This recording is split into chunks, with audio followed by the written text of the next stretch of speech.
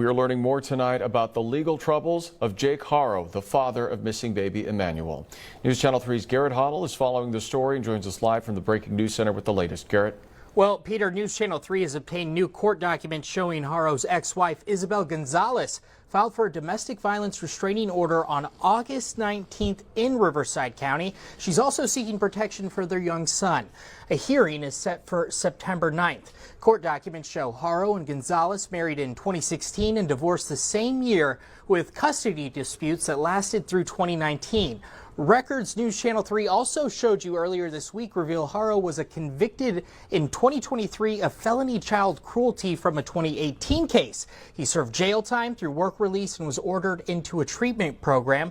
Then in 2024, while still on probation, Haro was arrested in Banning, accused of illegally having a gun and ammunition. That case is still active in Riverside County Superior Court. This new restraining order filing adds another layer to Haro's ongoing legal battles, stretching across both family and criminal courts. The hearing on that restraining order is set for September 9th. Jake's ex just put out a restraining order on him, and if you ask me, that's a smart move, because Jake is a dangerous person. And when I say he's dangerous, I mean he's dangerous to women and babies. I doubt he would put his hands on a grown man in the way he puts his hands on kids. And I would like to know, do any of these women who Jake marries or dates and has kids with, do any of them know of his history? Because he hops woman to woman, and every time he does something horrible to a child, allegedly, at least from what we're hearing, and we do know of at least one case for sure.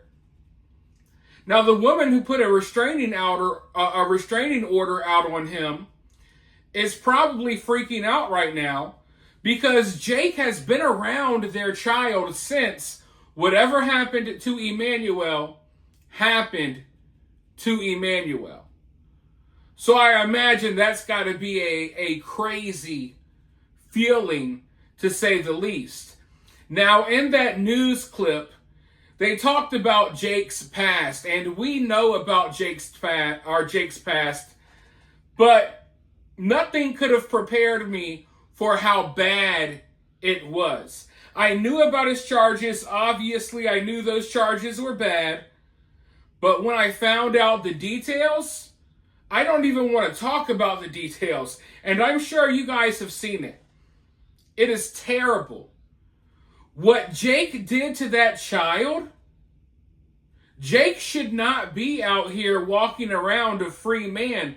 Jake should have gotten a life sentence for what he did to that kid. It's that bad. I'm not exaggerating.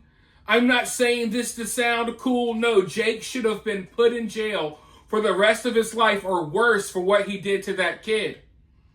But on the news, they say that he served jail time.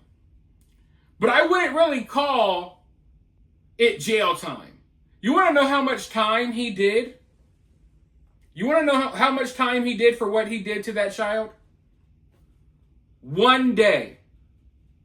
He served 1 day in jail for basically taking a kid's life away from them before it even got started. Taking someone's life away from them before it even got started. He got 1 day. This was revealed earlier by SF Investigates. Let me go ahead and read this post. I pulled Jake Haro's actual sentencing for viciously hurting his kid, leaving her permanently incapacitated with only 3% brain function, blind, and unable to care for herself in any capacity. Jake received only a 180-day sentence, but only served 1 day. The judge gave him work release. He was able to go to work and sleep at home. He was only forced to report to jail for 1 day in order to process him. That's what you get in Riverside, California, for essentially almost killing a kid. 1 day in county jail. The blood of Emmanuel Haro is on the DA that agreed to this deal as far as I am concerned. This is outrageous. Just outrageous.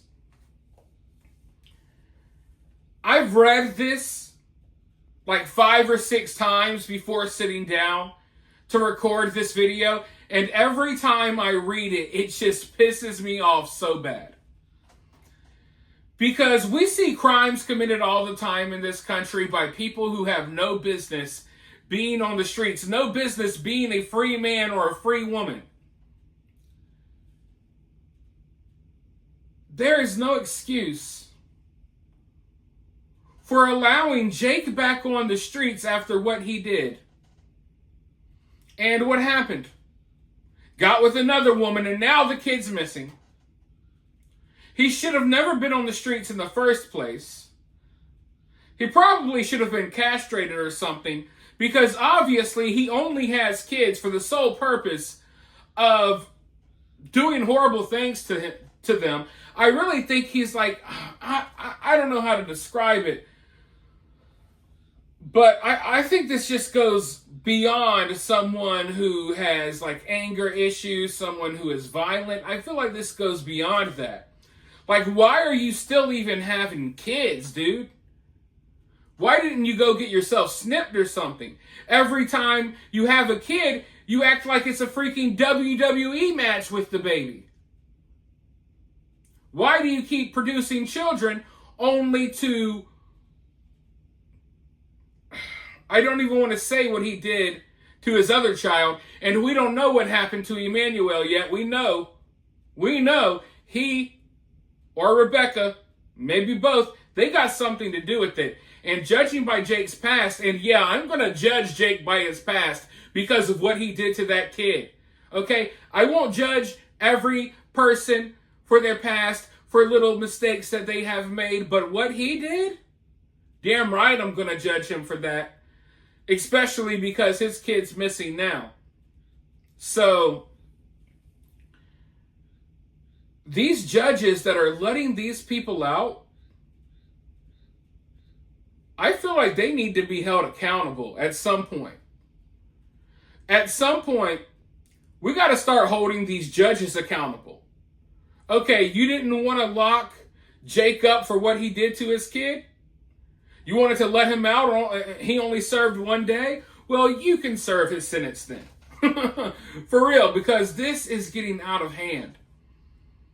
When I saw the charges that Jake had, and we saw early on his charges, nothing could have prepared me for how bad it was.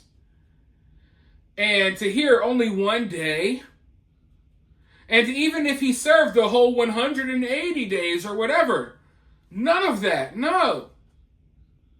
Lock him up and throw away the key. Allow justice to be served behind bars. Allow someone to snuff him out or something, because that's what he deserves.